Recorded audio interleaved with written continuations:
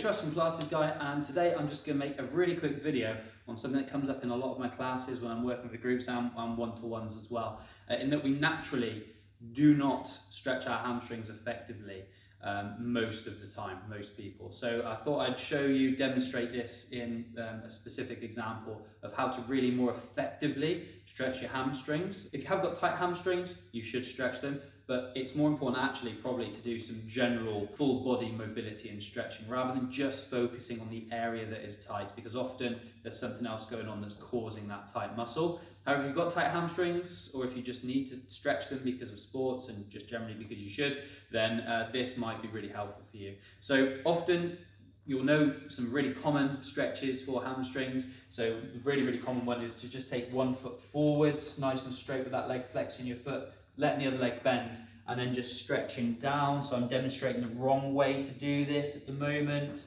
but you will feel a stretch in hamstrings. It might be a very tight stretch, but it's still not as effective as this could be. Another good option of hamstring stretches that people love to do is to get their leg up on a surface that will normally probably be a little bit higher than this, and then just to stretch down towards the feet. You know, you will get a bit of a stretch there, but it's not very effective again, so we want to be more intense, and you don't need to bring your leg all the way up here to be able to get a good stretch for that one.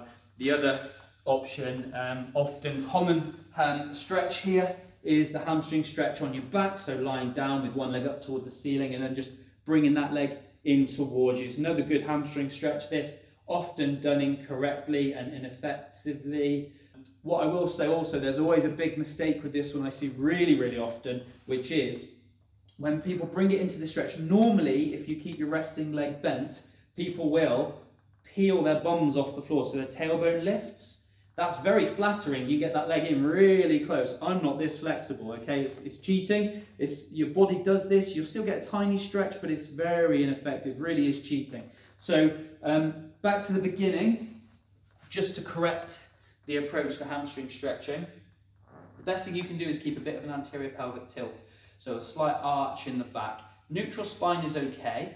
But if you want to go a little further and just stick your bum out slightly, provided it doesn't cause any pain in your back or anything like that, then just going into an anterior pelvic tilt, so a bit of an arch in your back. So option one, we're here, but we stay chest open, stay tall through your spine, long through your spine. You can even put hands on hips, and you almost stick your bum out. You come into a bit of an arch, or at least a neutral spine, and just hinge forwards, and you'll feel the difference in that stretch. Much more intense, much more effective way of stretching deeply into the hamstrings, and you will get further up as your pelvis is actually moving away from the muscle there. It lengthens the hamstring even more towards the superior part, the higher up part of your hamstring.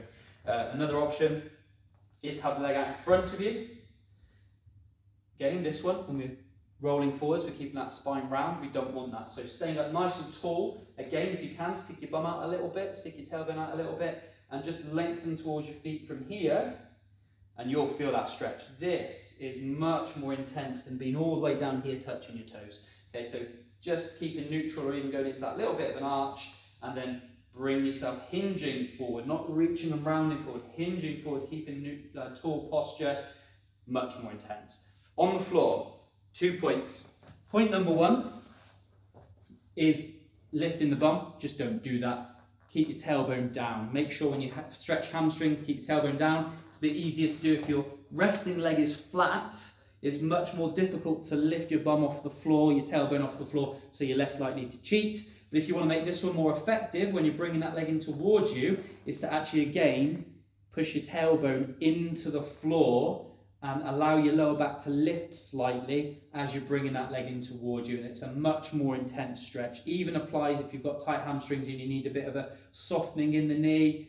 Just working from that anterior pelvic tilt, that slight arch in the back, make a huge difference to your hamstring stretches. So whether you do stretch because you're active, or just because you do quite a bit of stretching to make yourself feel good, or if you've got pain or tight hamstrings, try that more effective approach and see if it just improves things a little bit.